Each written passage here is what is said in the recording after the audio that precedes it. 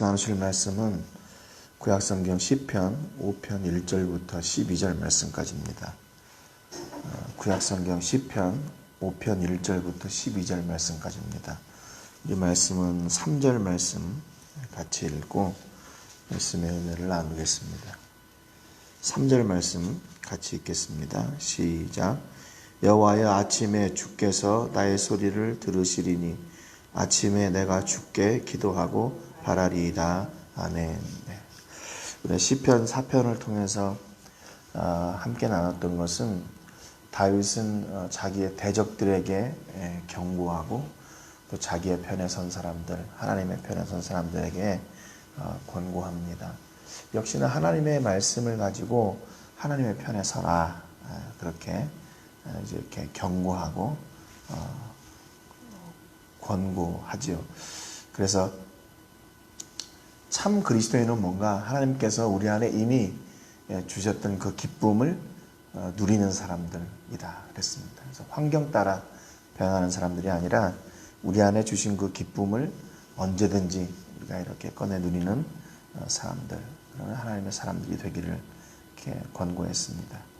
오늘 5편에 이렇게 시편을 시작하면서 거기에도 보니까 저자가 다윗의 시라고 이렇게 되어 있습니다. 인도자를 따라 관악에 맞춘 노래 그랬죠. 4편에서는 인도자를 따라서 그 현악에 맞춘 노래, 이렇게 현을 켜는 악기였다면 5절에는 나팔 같은 그런 관악기에 맞춘 노래였다, 이렇게 설명을 하고 있습니다. 그러니까 악기의 종류가 여러 가지가 있고 그것을 통해서 하나님을 찬양하는 도구와 통로가 되고 있다는 것을 알 수 있죠. 그래서 간혹 악기가 이렇게 찬양, 물론 악기를 연주하는 것도 찬양이지만 찬양에서 중요한 것은 저는 가사라고 생각하거든요. 근데 이렇게 반주는 노래를 이렇게 보조하는 그런 역할을 해야 되는데 간혹 바뀌어 가지고 사용되어지는 그런 경우들을 봅니다. 그러니까 중요한 것은 이 찬양의 가사가 드러나고 그것이 주가 되는 것. 악기들은 그 찬양을 보조하는 그런 역할을 하는 것. 이걸 꼭 잊지 않는 것이 중요합니다. 그래서 본 시를 통해서 다윗은 이렇게 세 가지를 이렇게 고백하고 있어요. 첫 번째는 다윗에게 있어서 하나님은 어떤 분이신가? 또 두 번째, 하나님이 미워하시는 것은 뭔가? 또 악인과 의인의 삶의 그 차이점이 뭔가 하는 것을 노래하고 있고, 저는 또 그것을 질문하면서 이렇게 함께 답하기를 원합니다. 본문 1절에 보니까 다윗이 고백하는 하나님은 어떤 하나님이신가에 대해서 이렇게 노래하고 있습니다. 1절에 여호와여, 나의 말에 귀를 기울이셔 나의 심정을 헤아려 주소서, 이렇게 노래합니다. 하나님은 어떤 분이신가? 우리의 말에 귀를 기울여 주시는 분일 뿐만 아니라 우리의 심정을 헤아리시는 분, 아시는 분이다, 이렇게 노래하고 있어요. 여기 심정이라는 말은 히브리 말로 하기그라는 말인데 묵상, 탄식, 그런 뜻입니다. 그러니까 단순히 심정, 우리의 마음뿐만 아니라 다른 성경, 번역 성경에 보면 그것을 탄식, 신음소리, 한숨소리, 이렇게 번역을 했어요. 그러니까 여기에서 내 심정을 아신다라는 그 심정은 내 아픔, 내 고통, 내 그런 탄식과 한숨, 내가 왜 한숨을 쉬는지, 내가 왜 이렇게 탄식하고 있는지를 하나님이 아신다는 거죠. 헤아린다는 말은 히브리 말로 빈이라는 말인데 식별하다, 분별하다, 지각한다, 또 이해한다, 그런 말이에요. 이해한다. 여러분, 그냥 이해한다는 그냥 understand, 우리가 그냥 이렇게 깨닫고 이런 정도가 아니라 공감하는 거예요. 공감하는 거. 네가 이것 때문에 이렇게 아프고, 네가 이것 때문에 이렇게 탄식하고, 네가 이것 때문에 이렇게 한숨을 쉬고 아파하고 괴로워하고 있구나. 이걸 같은 마음으로 이렇게 느낀다는 거죠. 예. 그러니까 이 다윗에게 있어서 하나님은요, 자기가 아플 때, 권고할 때, 힘들고 어려울 때 나가서 자기의 속마음을 터놓고 이야기할 수 있는 그런 분이라는 겁니다. 여러분, 그러니까 진실한 기도는 어떤 기도인가? 이렇게 자기의 마음에 있는 그 깊은 곳까지 있는 그 탄식, 그 어려움, 곤고함을 그냥 거짓 없이, 꾸밈 없이 드러내는 것이 진실한 기도예요. 그래서 하나님 앞에는 이거 드려도 되나 하는 그런 기도는 없어요. 드려도 되나? 또 이런 기도는 하나님께 드리면 안 되지, 이런 구별이 없다는 겁니다. 어떤 기도이든지 드릴 수 있는, 어떤 기도를 드려도 하나님이 그걸 들으시고 이해하시고 헤아리신다는 거예요. 그러니까 이거를 기도로 해도 될까? 이런 게 아니라는 거예요. 진실된 기도는 어떤 기도이든지 하나님께 드리는 것. 왜냐하면 그분은 다 이해하시니까, 다 아시니까 말이죠.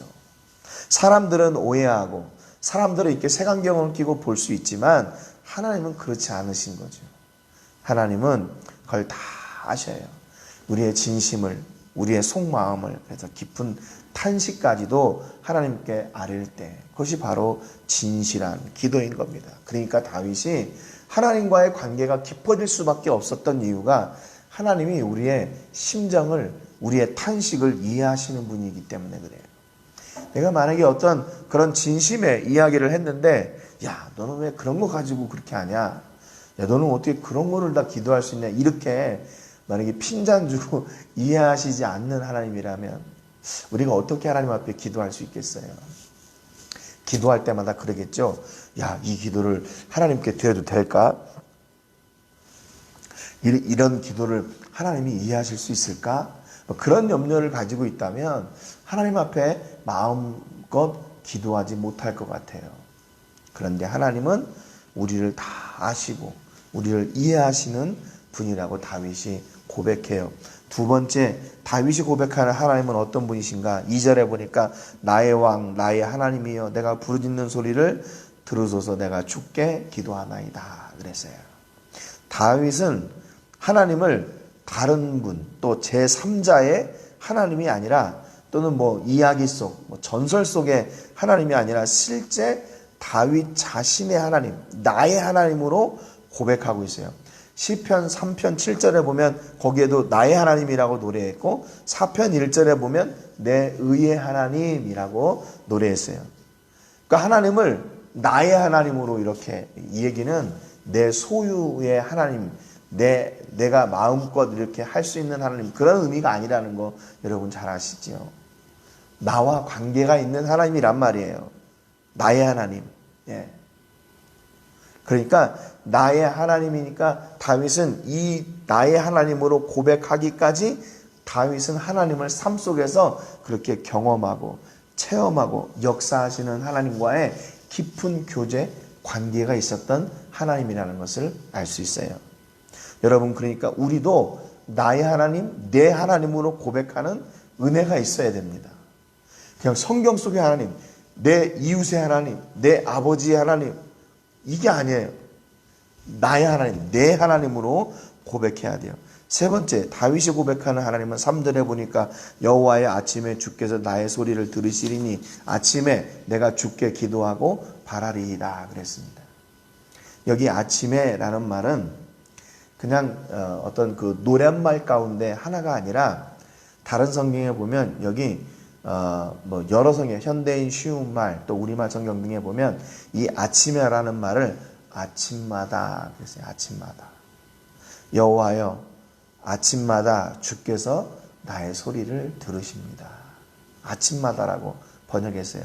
그러니까 그 얘기는 무슨 얘기냐면, 다윗이 이렇게 하나님을 찾는 하나님이 그냥 어떤 그 가끔 만나는 하나님, 또는 내가 어려움에 있을 때만 찾는 그런 하나님이 아니라 매일매일의 삶 속에서 경험하고 만나는 하나님이라고 고백하는 겁니다.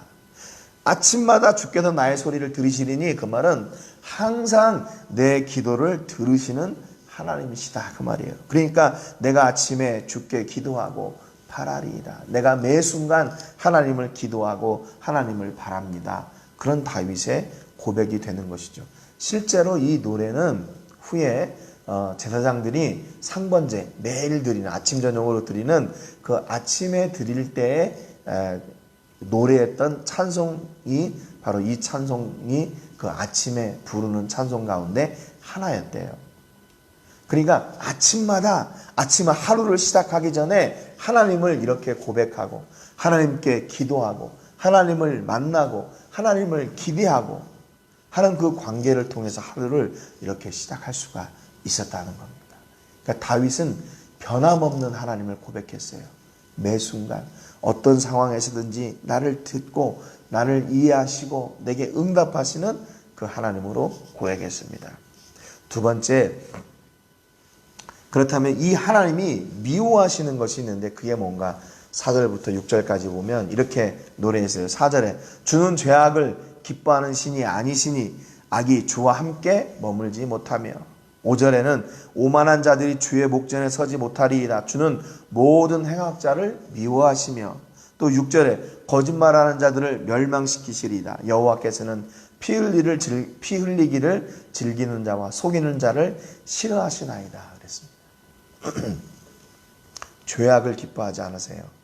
또 오만한 자, 모든 행악자, 거짓말하는 자, 피 흘리기를 즐기는 자와 속이는 자를 하나님이 미워하세요. 그거 싫어하시는 거예요.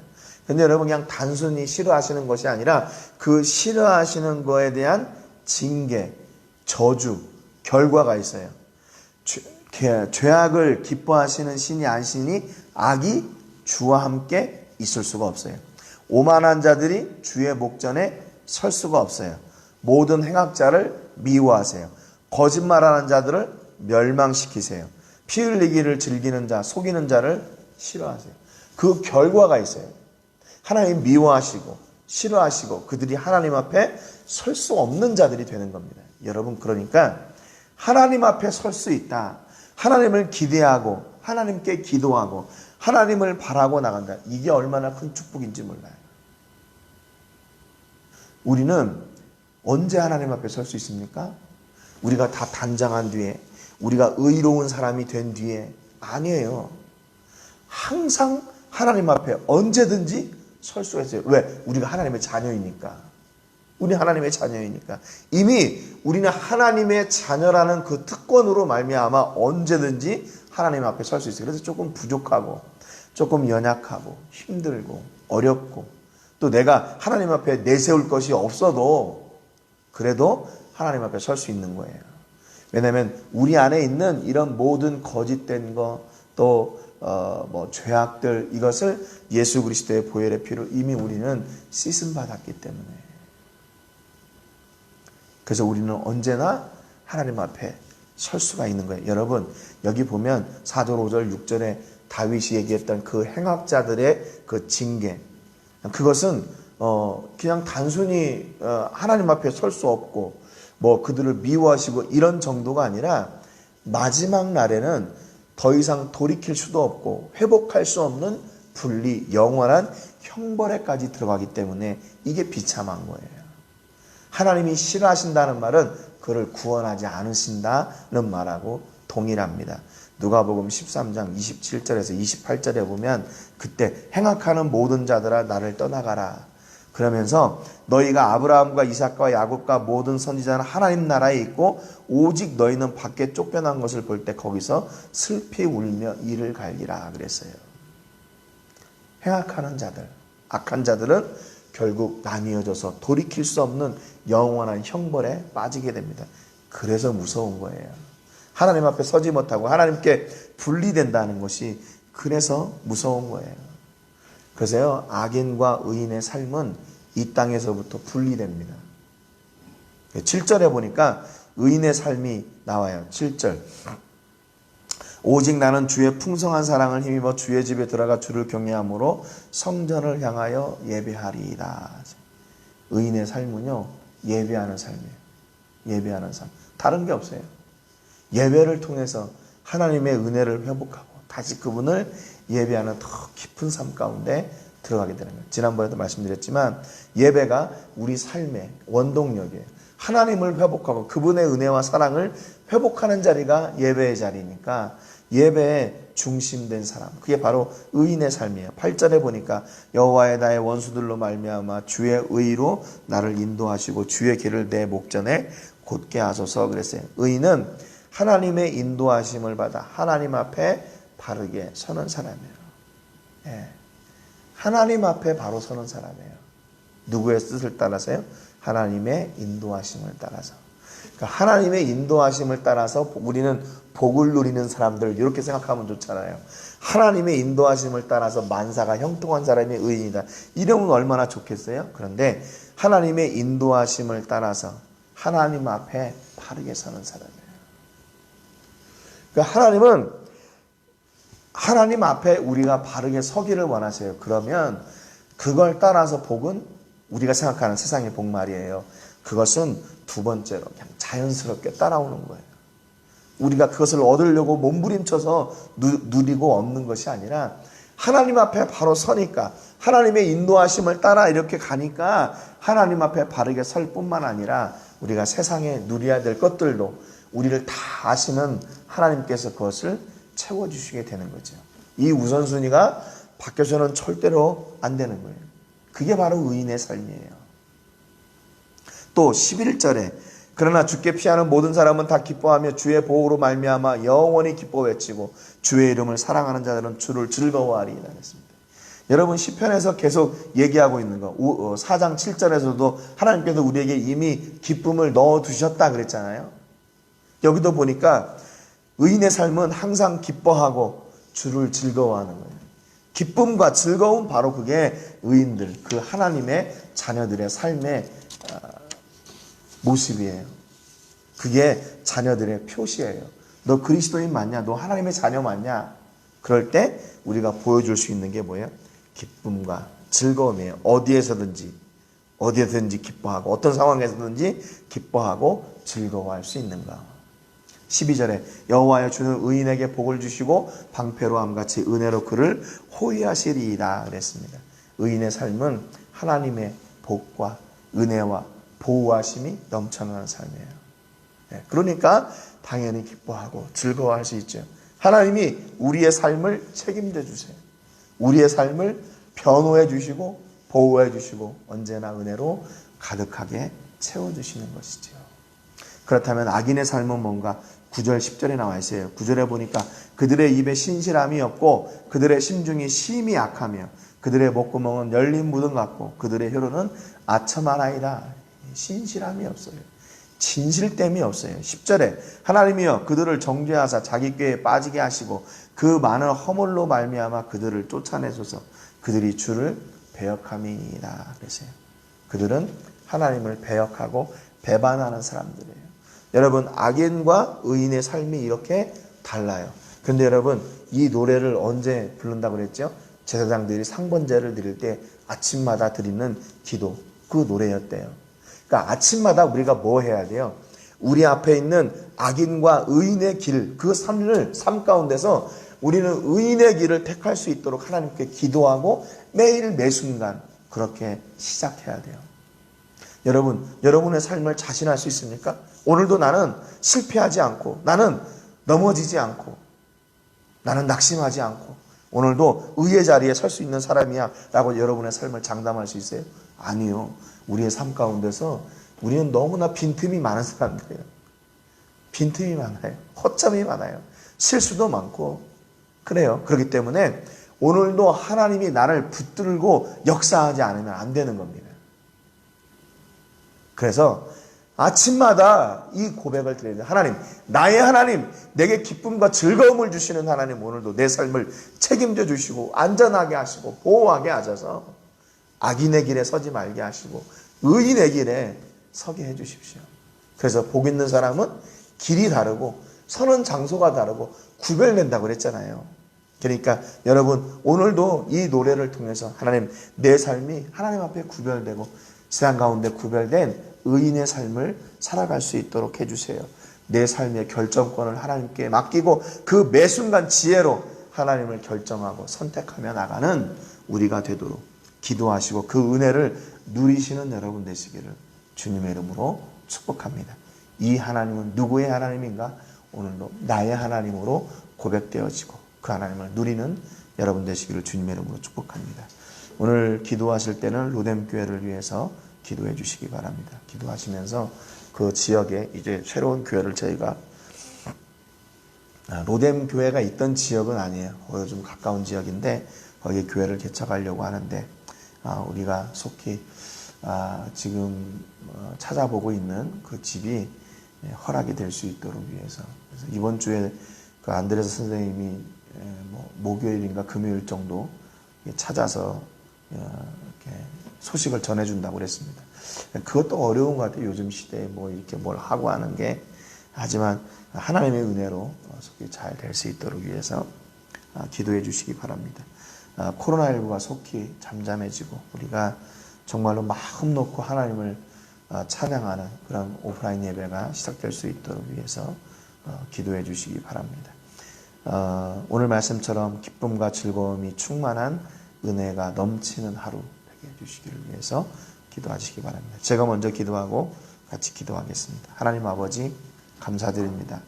오늘 말씀을 통해서 다윗이 고백하는 하나님을 나누었고 하나님을 모신 의인의 삶과 또 그렇지 않은 악인의 삶이 분명히 구별되고 다른 것을 저희가 같이 나누었습니다. 하나님 이 노래가 아침마다 드려질 때 하나님 우리에게도 이 고백이 있게 하시고 매일 아침 나의 아버지 하나님을 고백하게 하시며 하나님께서 우리를 의의 길로 인도하시는 그 길을 순종하여 하나님 앞에 바르게 서는 저희가 되게 하여 주시고 하나님 앞에 설 때에 우리가 필요한 모든 것들을 아시는 하나님께서 채우시는 복과 은혜와 역사가 넘치게 하여 주시옵소서. 하나님 아버지 오늘도 내 삶을 하나님께 던지며 하나님이 내 삶을 온전히 운행하시는 그런 역사와 복을 또 기쁨과 즐거움과 은혜를 누리는 우리 모든 식구들 다 되게 하여 주시옵소서. 영광을 하나님께 드리며 예수님의 이름으로 기도합니다. 아멘.